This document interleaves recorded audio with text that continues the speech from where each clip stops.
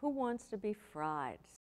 We live in a culture where everybody is expected to achieve great dreams, where somehow or other it's easy to lose our soul between the technology, between all the things we have to balance, being parents or having jobs, having our own parents to care for.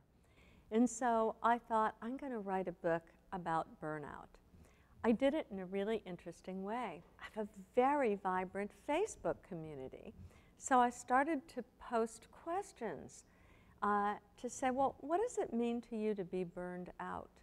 What are the things that lead you to feel burned out? Is it like depression? Is it different from depression? And over the course of a year, I had thousands of people responding. What it is when you're really burned out, when you're really fried, there are three things that happen. One of them is that you just get exhausted. You can hardly move yourself around. And you feel emotionally exhausted, drained, like, oh, please leave me alone.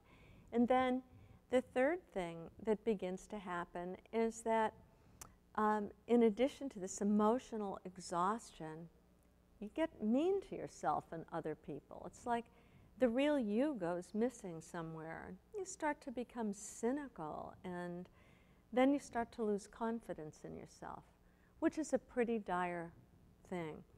If you're working from your ego and you're using your own adrenal energy, you run out of energy pretty fast.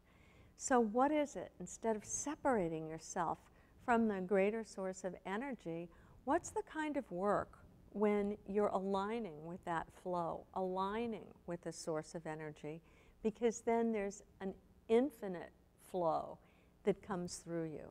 So the book looks at all of those kinds of things, and I think that it's a lot of fun. It's very practical. There's a lot of good research in it, and who wants to be fried?